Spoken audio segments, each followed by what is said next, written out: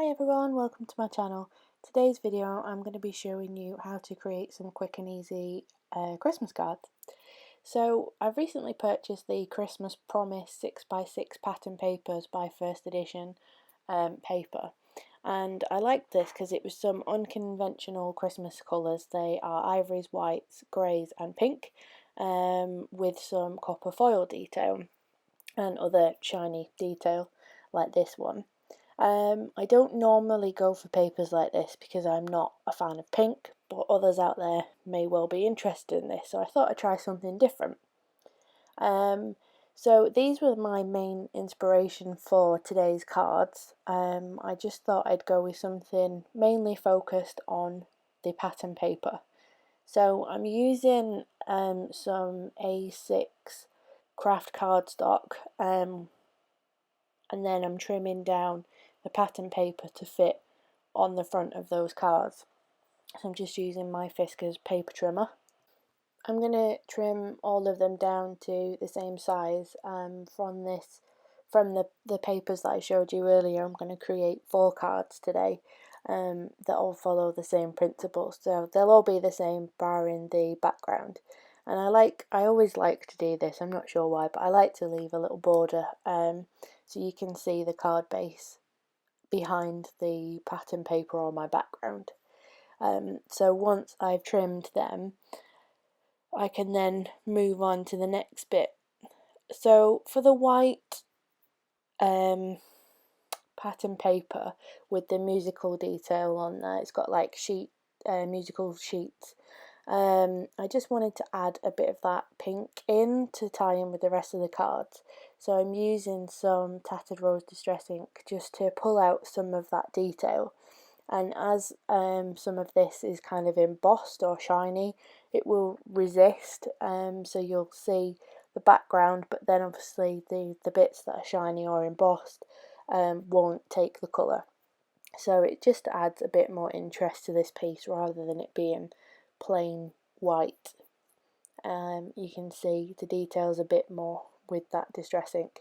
So I'm not doing it in any particular order, I'm just kind of splotching it on and blending it out.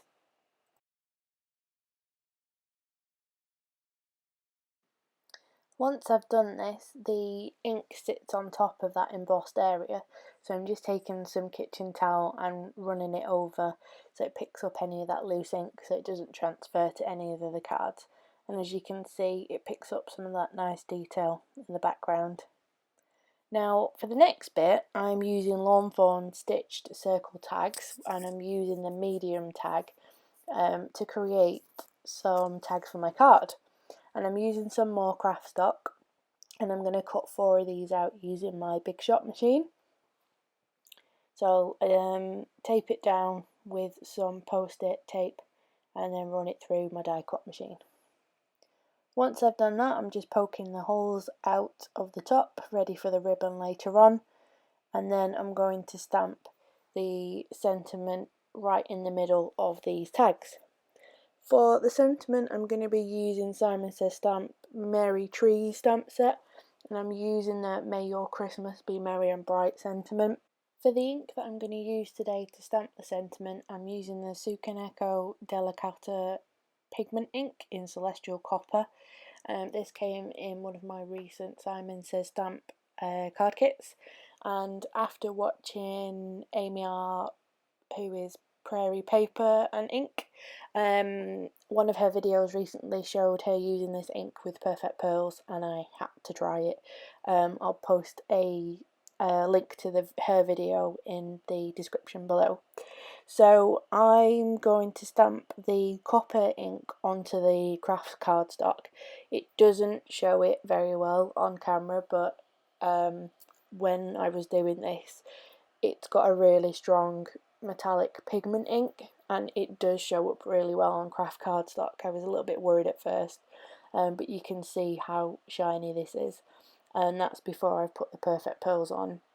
So I'm just going to stamp each one of these the same with the ink before I dust on some of that Perfect Pearls. In Amy's video, it shows how when you stamp this, when you stamp sentiments using this ink, and then you use the Perfect Pearls with it. It looks like a foil technique. I've never used foil, which you can use with laminators or a foiling machine, so this is a good way for me to kind of explore that without needing a whole new set of supplies. And I think I'll definitely get some more of this ink because it is super shiny and it's got a really good metallic pigment to it, which I struggle to find in inks, or I have done previously, so I'm going to look out for some more of these. So once I've finished damping that, I'm going to use the Perfect Pearls in copper, and very carefully I'm going to use the smallest amount that's already in the lid and dab it on. Now I found that if I rubbed this it would smear the ink, so by gently dabbing it onto the ink it will only stick to the ink and not the card without smearing it. And once I've done all of these, I'll show you how extra shiny it is with the Perfect Pearls, and it adds a bit more depth to the colour as well. It does make it a more brighter copper. And I'm using the Perfect Pearls brush as well that goes with these, and you can buy the Perfect Pearls in a set. I think I bought mine and there was like a perfect pearl, there was a silver, bronze and copper, I think. I got them a long time ago, so this is a good way for me to kind of use some of my existing products with a slightly new technique. The other thing with Perfect Pearls is you don't need to heat set this or do anything, you just let it dry, and it's got something in the powder that makes it gel with the ink that you stamp. So all you need to do is put your powder over your ink and then leave it to dry, which is another bonus because it's simple and it's quick. So as you can see, it's hard to show you on camera, but it looks really good on the craft cardstock, and it does look like the sentiment has been foiled. So once I've done that, I then took some silver ribbon that I've had for a while, and I'm going to use silver for each of them, because although we have copper elements and pinks, there's also elements of greys in here, so I thought the silver would tie in really well. And I'm literally creating a loop, pushing it through the front to the back of the tag, opening that loop and then threading the strands through and then pulling it tight, and it will create a little secure knot for your ribbon. And then I had a rough idea where I wanted to place these, and then I thought, well, I'll trim the ribbon down, and then I thought, hang on a minute, would it look better behind?